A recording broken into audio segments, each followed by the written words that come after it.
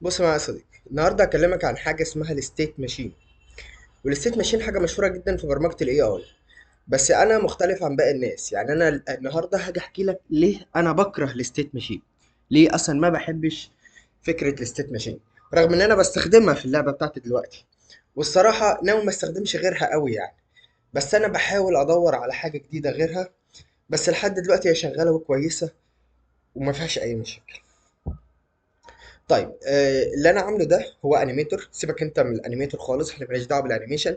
اعتبر ان ده زي ما تقول كده ايه، فيجواليزيشن للستيت ماشين. اول ستيت معانا هي باترول. باترول انه الحارس بيقعد يتمشى في الورديه بتاعته.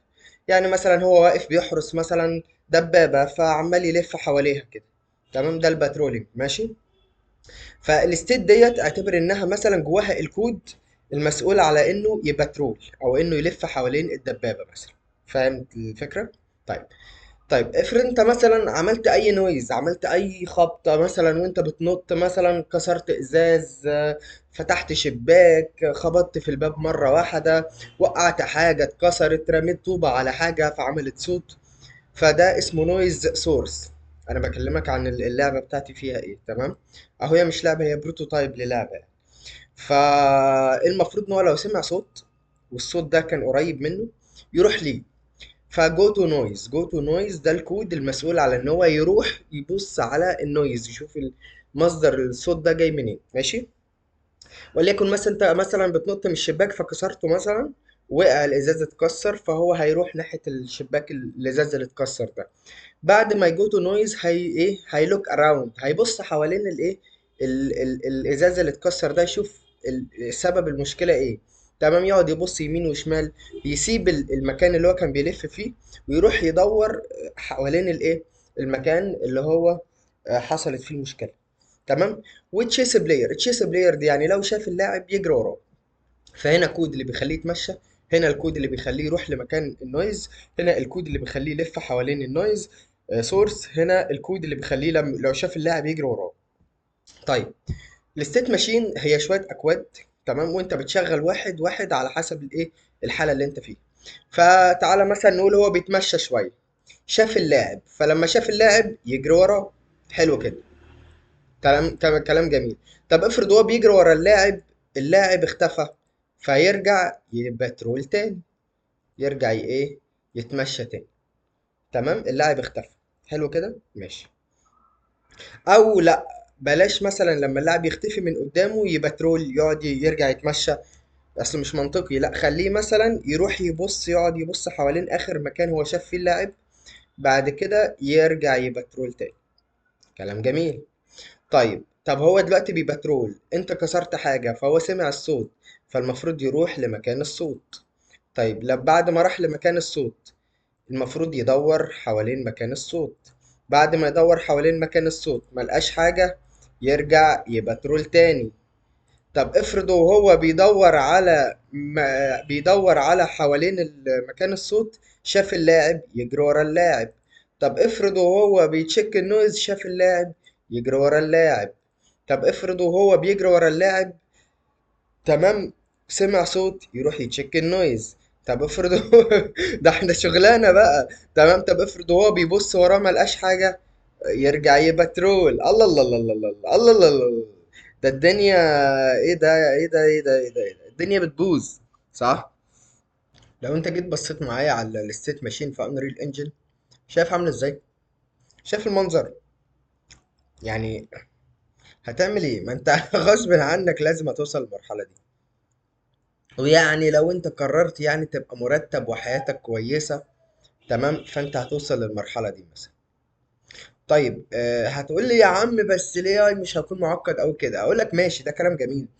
بس انت ايش عرفك وانت بتبني البروتوتايب بتاعك ان انت المفروض، يعني ده الصح، يعني انت المفروض تبني ديزاين سكيلابل، يعني تقدر تكبره وتزوده. ما تبنيليش مثلا ديزاين ضيق، تمام، ما تقدرش تكبره وتزوده، وبعد كده ترجع بعد كده لما اللعبة مثلا بتاعتك تفتح او المشروع بتاعك يكبر، ترجع تندم وتقول يا ريتني كنت انا ايه، ما استخدمتش الموضوع ده. او على الاقل تخلي بقى الستيت ماشين مقتصرة بقى على شوية حاجات كده. تمام. وترجع تستخدم حاجة تاني. فدي مشكلة الستيت ماشين. ده انا عايز اقول لك حاجه، ده انا عايز اقول لك ان دي مش ستيت، يعني دي جواها ستيتس تانية، يعني دي كده، يعني الواحده من دول، الواحده من دي جواها واحده زي دي كده، تخيل.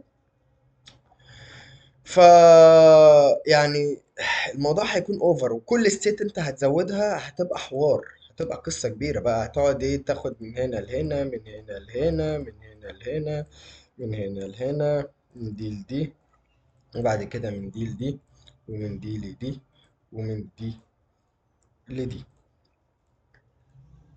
هذا ستيت جديدة زودناها، خدت واحد اتنين تلاتة أربعة خمسة ستة سبعة تمانية، تمانية كونديشنز. ده كلام ما ينفعش، صح؟ طيب نحل بقى المشكلة دي ازاي؟ في حاجة جديدة، بس يعني انا برضو الصراحة حاسسها برضو يعني ما حلتش المشكلة قوي يعني، بس هما بيقولوا عليها حاجة عبقرية يعني، اسمها البيهيفير تريز. تعالوا بقى نشوف ايه هي البيهيفير تريز. قبل ما اخش على البيهيفير تريز، في حاجة نسيت اقولها لك في الستيت ماشين. الستيتس مش منفصلة عن بعضها، يعني واحد يقول لي والله هو لو الكود منفصل عن بعضه فخلاص، يعني ده ليه سكريبت وده سكريبت وده سكريبت وده سكريبت وده سكريبت، وبنشغل كل واحد لما يكون في الستيت اللي شغاله دلوقتي. لا لا، اولا هو بيبترول، هو بيتمشى، تمام. لازم نكتب، مش انا قلت هنا في الكود اللي هو بيشغل بيخلي اللاعب او الاي اي او الانمي يتمشى حوالين الدبابه مثلا. طيب السؤال هنا، افرض هو بيبترول، لازم كل فريم نشوف هل هو شاف اللاعب ولا لا. لو شاف اللاعب ده يبقى بترو ويروح، ما شافش اللاعب يكمل بترولينج. برضو كل فريم لازم نكتب الكود اللي بيتشيك هل في نويز ولا لا. لو حصل نويز يروح للنويز، ما حصلش نويز اهو بيبترول. طيب هو ايه بيشوف النويز لو حصل نويز. هنا مش بس الكود اللي بيخليه يروح للنويز، لا برضو الكود اللي بيخليه لو شاف اللاعب يروح للاعب، لو ما شافش اللاعب تمام يفضل بيجو تو نويز. حلو الكلام، وهكذا، فيفضل كل حاجة ايه معتمد على التانية، تفضل كل كود معتمد على التاني. فدي برضو مشكلة برضو. يعني هتقولي والله طب ما احنا ممكن نعمل ايفنت سيستم، هقول لك اه ممكن نعمل ايفنت سيستم، وده فعلا اللي انا مستخدمه. يعني لو جيت تشوف في الكود بتاعي هتلاقيني ان انا مستخدم الستيت ماشين اللي انا بحكي لك عليها دي. تمام. عندي هنا شويه ستيتس، لو طلعنا هنا اهو دي ستيت. اول حاجه بيبترول، لو هو بيتمشى. اليرتد يعني لو سمع صوت حاجه او في حاجه ضايقته او حس في حاجه غريبه. تمام. يعني مثلا انت دلوقتي ممكن ترمي طوبه على ازاز فتكسره، فالحارس ياخد باله. تمام. طب افرض انت بقى رميت الطوبة على الحارس نفسه، هتضطر تضيف ايه، تضيف ستيت تانية مثلا وليكن. حلو كده. فهي دي الفكرة. فيعني الستيتس هتقعد تتفرع كتير قوي قوي قوي. المهم يعني انا عندي current state اللي هي بترول، وببدأ إن أنا أقول switch statement لو ال current state بترول شغل الكود اللي هو بيبترول، أما لو ال current state alerted شغل الكود اللي هو alerted. تمام، والدنيا زي الفل. وبرضو لو handle noise، لو حصل noise ولا حاجة بيتبعت لك السورس بتاع النويز، مكان أو الجيم اوبجكت اللي عمل النويز دي أو المشكلة دي، وبتبدأ من خلالها إن أنت إيه تترانسفورم ذا بوزيشن. ده بالنسبة يروح البوزيشن بتاع اللاعب يروح للبوزيشن بتاع الإيه، النويز. طيب بالنسبة بقى لل البيهيفير تري، تعالى بقى نشوف البيهيفير تري في الحالة بتاعتنا دي هتكون حل ازاي. طيب البيهيفير تري فكرة بسيطة جدا. أول حاجة أنت بتبدأ من فوق لتحت ومن الشمال لليمين. يعني مثلا أنت هنا الروت، تمام، دي بداية التري بتاعتك، الشجرة بتاعتك. سيلكتور، إيه هو السيلكتور؟ السيلكتور دي اللي هي تقدر تقول كده اللي هي اختار واحدة من دول. ماشي. يا اما انت السلكتور ده يعني هو انا يعني هو غريبه شويه البيفرتري الصراحه، غريبه قوي، وده اللي مش محببني فيها خالص. بس يعني هنحاول نفهمها على قد ما نقدر يعني. طيب دلوقتي اول حاجه هو بيشوف هل هو شاف البلاير ولا لا. لو شاف اللاعب يجري وراه. طب افرض ما شافوش، يخش على اللي بعده. يشوف النويز، هل هو سمع صوت حاجه؟ لا. تمام خلاص، يخش على اللي بعده، يبدأ يبترول، يبدأ ان هو يتمشى بقى. يعني هو الاول بيشوف هل الحارس دلوقتي شايف اللاعب؟ لا. لو مش شايف اللاعب خلاص اللي بعده. هل هو سمع صوت حاجة؟ لا. تمام خلاص، يبدأ يبترول. حلو جدا. طيب طب افرض هو شاف اللاعب يجري وراه. تمام، مش هخش في البترول اصلا. طب افرض هو سمع صوت حاجة، يبدأ يخش في سيكونس. السيكونس دي حاجات بتمشي ورا بعضها بالترتيب. اولا جو تو نويز، يروح للنويز، يروح لمكان اللي حصل فيه المشكلة او الصوت اللي طلب منه الصوت. وبعد كده لوك اراوند، يبدأ يبص حوالين المكان وينفستيجيت كده ويبص حواليه. السؤال بقى بتاعي هنا ليه البيهيفير تريز؟ الناس اللي بتقول بيهيفير تري احلى. السؤال هنا، افرض انا ببترول فسمعت صوت حاجة، انت مش محتاج تحط جوه البترول ستيت تشيك نويز، لانه اصلا هيتشيك النويز قبل ما يبترول. ده كلام جميل، وده فعلا حل مشكلة الستيت ماشين. بس افرض وانا بجوتو نويز، تمام، شفت البلاير بعمل الموضوع ده ازاي؟ هل هرجع اكرر الكلام ده تاني ولا ايه؟ الاجابة بقى على السؤال بتاعي ان البيهيفير تري بتتكرر كل فريم. يعني ايه؟ يعني هو دلوقتي مثلا انا بدأت اللعب، خبطت حاجة، الحارس سمع شاف اللاعب، لا ما شافش اللاعب، يخش على اللي بعده. سمع صوت، سمع صوت، يبدأ الأول يجو تو نويز، يروح للنويز. فهو دلوقتي رايح في الطريق، تعالى مثلا نعمل كده، هو دلوقتي ماشي ماشي ماشي ماشي ماشي رايح الطريق. جه كده الفريم اللي بعده مش هيجو تو نويز، لا هيبدأ من الأول تاني، من الأول خالص. تمام. هل هو شاف اللاعب؟ يعني كل خطوة بيخطوها الاي اي بتاعي وهو رايح يشوف الازاز اللي اتكسر، اللي هو سمع صوته انه اتكسر ده، هو مش بيبدأ يروح وخلاص. هو وهو رايح كل خطوة، كل فريم 60 مرة في الثانية، تمام، كل مرة بيشوف هل هو شاف اللاعب ولا لأ تاني. يعني الموضوع ده بيحصل من الأول تاني. فبيروح للروت، السلكتور، يشوف هل هو شاف البلاير ولا لأ. هل هو بيتشيك النويز؟ هو دلوقتي رايح يتشيك النويز. جو تو نويز، خلاص روح للنويز. تمام. طب افرض هو رايح للنويز شاف اللاعب، يبقى هيروح للفريم اللي بعده يقول ايه؟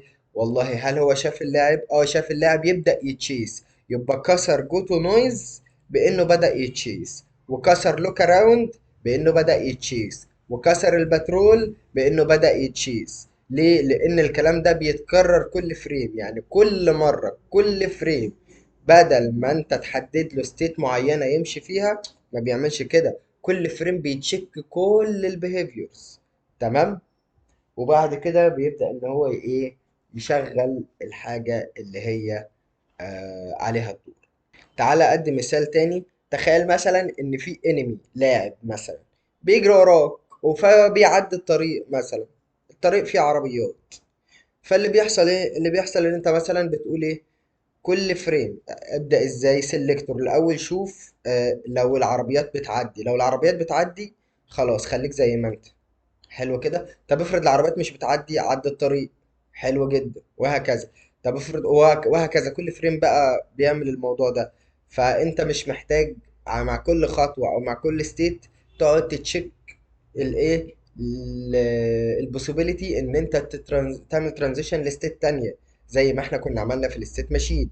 ان انت كل ستيت لازم تشوف هل هو شاف اللاعب ولا لا، هل هو سمع صوت ولا لا. الكلام ده في البترول، والكلام ده يعني البترول دي هتتشك على دي ودي، وفي الجوتو نويز هتتشك على دي ودي، واللوك اراوند هتتشك على دي ودي، كل حاجة هتتشك على التانية.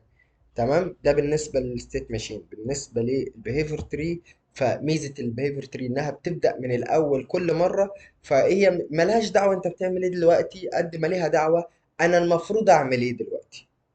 ركز بقى في الكلام لانه الكلام ده بفلوس. تمام. يعني ايه ملهاش دعوه انا بعمل ايه دلوقتي، ولكن لها دعوه انا المفروض اعمل ايه دلوقتي. يعني هو ملوش دعوه انت بتبترول ولا بتلوك اراوند ولا تجو تو نويز ولا الكلام ده كله. هو ملوش دعوه انت بتعمل ايه. ملوش دعوه الحارس بيعمل ايه. ليه دعوه انا لما ابدا الفريم اللي بعده، هل انا شفت اللاعب؟ لو شفته هجري وراه، سواء انا كنت بجو تو نويز بقى، سواء انا كنت بلوك اراوند، سواء انا كنت ببترول، سواء انا كنت بايدل، ايا كان. انا لو شفت اللاعب هجري وراه. فهمت الفكره؟ فانا بحل المشكله بتاعه الايه، بتاعه الفاينايت ستيت ماشين. هل انا هستخدم البيهيفير تري؟ ما اعرفش وما اعتقدش. يعني انا شخصيا الستيت ماشين شغاله معاه كويس يعني. بس الكود بيكبر والدنيا بتتعقد، فيعني هحاول اشوف لها اسيت، لان للاسف البيهيفير تري في يونيتي مش باي ديفولت زي انريل انجن كده، لا لازم تشتريها يعني، ليها اسيت معينه. فمش عارف هل هستخدمها ولا هكمل على الستيت. ماشي. تعالى كده ناخد مثال بالستيت ماشين ونحوله للبيهيفير تري، ونشوف ليه البيهيفير تري اجمل. ده تشيس بلاير بيجري ورا اللاعب، ماشي، يعني بيقعد يمشي يمشي يمشي لحد ما يوصل. طيب اتاك ده لما يوصل اللاعب يضربه. ويت يستنى ثانيتين، تمام، قبل ما يرجع يضربه تاني. حلو كده. طيب فخلاص احنا بنتشيس البلاير، بنجري ورا اللاعب. اول ما يجري وراه ويوصل له هيعمل بوليان بترو مثلا ان هو وصل اللاعب خلاص، فهيروح يأتاك، هيروح يضرب اللاعب. تمام حلو. بعد ما يضربه مش ينفع يقعد يضربه تاني، مش ينفع يقعد يعيد تاني. احنا ممكن نخليه لوب يقعد يعيد يعيد يعيد، مفيش مشكلة. بس انا مش عايزه يعيد. يعني انت لو جيت هنا هتلاقي في حاجة اسمها لوب، تمام، في الانيميشن ان هو يقعد يعيد الايه، الانيميشن تاني. طبعا احنا مالناش دعوه بانيميشن، اعتبر ان دي ستيت ماشين ملهاش علاقه بالانيميشن، ده بس فيجواليزيشن للستيت ماشين. طيب فهو يقعد يعيد الكود بتاع الاتاك اتاك اتاك. طبعا ما ينفعش يقعد يضرب في اللاعب على طول كده، لازم ياخد نفس. فلما يضرب اللاعب يستنى ثانيتين، فنقول يستنى ثانيتين مثلا ويرجع يضرب اللاعب تاني. فهو هيجري ورا اللاعب، هيجري ورا اللاعب. لو قرب من اللاعب نخلي بوليان بترو ويروح يأتاك اللاعب. وهو بيأتاك، بعد ما يأتاك مرة يروح يستنى ثانيتين ويرجع يأتاك تاني، وبعد ما يأتاك يروح يستنى ثانيتين ويرجع يأتاك تاني. بس في مشكلة، وهكذا بقى، وهكذا. بس في مشكلة، افرض هو بيأتاك، افرض وهو بيأتاك والاي اي بيأتاك اللاعب جري منه. يعني انت مثلا عندك بوس فايت في اللعبة، والبوس بيضرب فيك، انت جريت منه بدل ما تضربه. اللي هيحصل ايه بقى؟ لو انت جريت منه هيفضل يأتاك برضه. ليه؟ لأن مفيش ترانزيشن من أتاك لتشيس بلاير تاني. يعني هو لو دخل على أتاك، هل في سهم بيروح من أتاك لتشيس بلاير؟ لا مفيش. يبقى هو لازم بيأتاك، صح؟ طيب فأنا هضطر أعمل ترانزيشن تاني من أتاك لتشيس بلاير. أوكي. طب افرض هو واقف ثانيتين بيريح بين كل ضربة وضربة، أنت جريت منه، هل هيجري ورا اللاعب؟ لا، مش هيجري وراك. ليه؟ لانه بعد الويت مفيش سهم رايح لتشيس بلاير، فلازم بعد الويت سهم رايح لتشيس بلاير. يبقى اللهم ان احنا عندنا 3 ستيتس معفنين ملهمش صنف اللازمة، عملوا لنا 1 2 3 4 5 ممكن كمان 6. يبقى الضعف، يبقى كل ستيت بتاخد الضعف. ينفع؟ ده كارثة. تعالى بقى نشوف البيهيفير تري تحل المشكلة دي ازاي. بص معايا هنا، دي behavior tree عبقرية جدا، هي نفس القصة بالظبط. بنعمل ايه بقى؟ مفيش ترانزيشنز ولا في اي حاجة خالص. اول حاجة انت بتختار سيكونس. ايه هو السيكونس؟ سيكونس ده يعني اقعد عيد، يعني امشي بالترتيب. يعني ايه امشي بالترتيب؟ يعني خلص دي الاول، بعد ما تخلصها اعمل دي، بعد ما تخلصها اعمل دي. ده معنى كلمة سيكونس. يبقى سيكونس البيهيفير تري بتشتغل من فوق لتحت ومن يمين للشمال، يعني بتبدأ من فوق لتحت. يعني دي هتشتغل بعد دي لان دي فوق دي، ومن الشمال لليمين، سوري مش من اليمين للشمال، من الشمال لليمين. يعني تبدأ دي كده هتخلص قبل دي، ودي هتخلص قبل دي. فهمت الفكرة؟ يبقى دي البيهيفير تري ممتازة جدا. البيهيفير تري هنعمل احنا ايه بقى في البيهيفير تري بتاعتنا دي؟ قال لك سهلة يا عم. اول حاجة لازم تعرفها ان ده سيكونس. سيكونس يعني امشي بالترتيب. طيب وريبيت يعني عيد، عيد الكلام ده كل فري. طيب فهنعمل ايه؟ اول حاجه هيجري ورا اللاعب، ده تشيس بلاير هيجري ورا اللاعب. اوكي، ده اول حاجه. بعد كده هيقوم ضربه، اول ما يوصل اللاعب هيضربه. حلو كده. طيب طب افرض هو لسه ما وصلش اللاعب، يعني افرض هو بيجري ورا اللاعب بس لسه ما وصلوش. لو ما وصلوش دي هترجع فولس، يعني دي هترجع فولس. وطالما دي هترجع فولس يعني ايه؟ لسه ما وصلش اللاعب، يبقى ما يكملش، يكسر السيكونس هنا كده ويخش الفريم اللي بعده يجري وراه. وصلوا ولا لأ؟ ما وصلوش، اكسر. وصلوا ما وصلوش اكسر، وصلوا ما وصلوش اكسر. طب وصلوا، وصل اللاعب، كمل بقى خلاص. طالما دي رجعت ترو يعني دي خلصت، او فعلا رجعت ترو ان هو وصل اللاعب، كمل. طيب يعني دي جواها هترجع لك حاجة. طيب دخلت على اللي بعدها. طيب اللي بعدها بيقول لك اتاك، اضربه، فانت بتضربه دلوقتي. حلو جدا. طيب هل انت ضربته ولا لا؟ لو ما ضربتوش رجع فولس، لو ضربته رجع ترو. اه ضربته، ارتاح بقى ثانية بقى، او هو ثانيتين، ارتاح ثانيتين بين كل ضربة والتانية. فهيقوم مرتاح ثانيتين. هو دلوقتي خلص دي عليهم صح اهو. ودي ايه بتلود، دي لسه شغالة. هو دلوقتي بيستنى ثانيتين بياخد نفسه. كويس جدا. هتقول لي طيب ازاي ما فيش ترانزيشنز والموضوع ده شغال؟ اقول لك شفت بقى، هو ده الجمدان بقى. هو ده الجمدان. طب هتقول لي طب افرض هو وصل، اللاعب وصل نفس الكيس اللي انت كنت بتقولها بقى في يونيتي انجن هنا. افرض وانا بضرب، افرض والاي اي او الانمي بيضرب او البوس بيضربك وانت جريت منه. انت هنا لازم تعمل السهم اللي رايح راجع لتشيس تاني، او بتويت ويرجع لتشيس تاني. صح، علشان انت بتحول من الكود ده للكود ده انه ده يشتغل، اللي هو الكود اللي بيجري ورا اللاعب. بدل ما بتحول من الكود اللي كان بيضرب فيه اللاعب للكود اللي هو بيجري فيه ورا اللاعب، صح؟ او من الكود اللي كان مستني فيه ثانيتين بين الضربات للكود اللي بيجري فيه ورا اللاعب. لا، انت هنا مش هتعمل كده. انت هنا مش محتاج تفكر في الموضوع ده اصلا خالص. ليه؟ لان ده بيحصل اوتوماتيك. تعال نشوف. دلوقتي هو بيجري ورا اللاعب، حلو كده. طيب فايه اللي بيحصل؟ هو داخل عشان يضربه، هو وصله خلاص بس داخل عشان يضربه. بس وهو داخل عشان يضربه انت جريت منه، فالاول بيجري وراك. طب انت لما جريت منه، هو داخل يضربك اهو، لسه اللهم انه بيضرب، اعتبر ان هو بيضرب هنا. تمام. حلو. وبعد كده استنى ثانيتين ياخد نفسه. لسه وهو بيضرب ملقكش قدامه، انت جريت منه، ايه اللي هيحصل؟ وهو بيضرب ملقكش قدامه وانت جريت منه، دي هترجع فولس. ما هو انت، هو المفروض يضربك وانت قدامه، انت بقى مش قدامه، انت جريت فجأة. فدي هترجع فولس. فدي لما ترجع فولس مش هيستنى اصلا، على طول هينفذ السهم اللي احنا قلنا عليه، اللي هو رايح من الاتاك للتشيس بلاير اللي هو ده. تمام. يبقى على طول هيكسر السيكونس ويجري بقى. يبقى الفريم اللي بعده هنبدأ اون ستارت، بعد كده سيكونس. السيكونس هيبدأ من انه يجري وراه، فهيجري وراه من الاول تاني. علشان كده البيهيفير تري. طب هل هو جري وراه وصلك ولا لا؟ لسه ما وصلكش، ما انت جريت منه وانت بعيد عنه خلاص. يبقى ده يرجع فولس، فيرجع تاني يقعد يجري وراه تاني.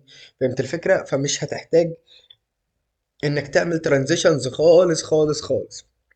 يبقى انت حرفيا كأنك عملت ترانزيشن من اتاك ل اجري وراه للتشيس بلاير من غير ما تعمل ترانزيشنز اصلا.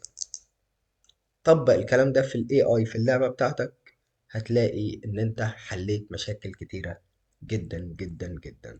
طبعا يونيتي انجن نزل behavior tree مجانية، لان البيهيفير تريز اللي في يونيتي كانت بفلوس. كانت اسيت على الاسيت ستور ب 145 دولار. رقم مرعب بالنسبة للمصريين. تمام. اللي هو مرتب بني ادم شهرين مثلا. طيب فده ال 145 دولار دول، يونيتي كتر خيرها عملت لك باكج بنفسها. هتروح على الباكج مانجمنت وتروح على يونيتي ريجستري، تدور على كلمة behavior. هتلاقي عندك behavior، ممكن تعمل لها انستول. والف مبروك بقى عندك في الجيم انجن يونيتي انجن، بقى عندك behavior جراف محترم تقدر تبدأ تعمل بيه شغل عالمي عالمي عالمي. بس كده يا صديقي. ممكن الفيديو الجاي اقول لك ازاي انا حولت بقى الاي اي بتاعي من الكود اللي انا كاتبه هنا ده. طبعا الكود مش هيتغير، هو الكود كده كده ثابت مش هيتغير. بس انا بقى هعمل ايه؟ دلوقتي انا عندي كود هنا بيعمل ايه؟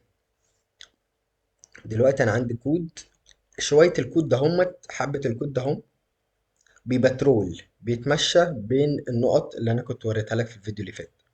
حبة الكود ده هم بيعمل ايه بقى؟ لو سمع صوت حصل حواليه بيجري ورا الصوت، بيعرف الصوت ده جاي منين ويروح يبص عليه.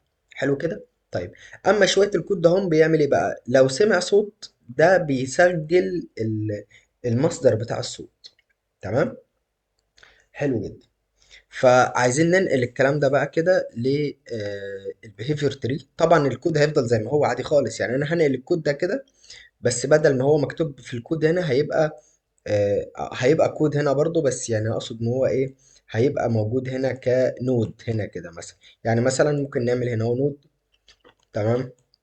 كاستم نود بقى مثلا، وليكن يعني انا لسه ما اتعرفتش على البتاع قوي، لكن يعني مثلا يعني ده اكشن جديد مثلا. هن الله، احنا ممكن نسيف الاكشن. سيفت اكشن جديد. حلو كده، ففتح لي كود جديد اقدر اكتب فيه الاكشن بتاعي. تمام. والمفروض الاكشن بتاعي ده يظهر هنا في الايه، في النود. لسه طبعا هدرسها وهذاكرها كويس، وهبدا احول الاي اي بتاعي من الستيت ماشين، لان ده ستيت ماشين يا رجاله بالمناسبه.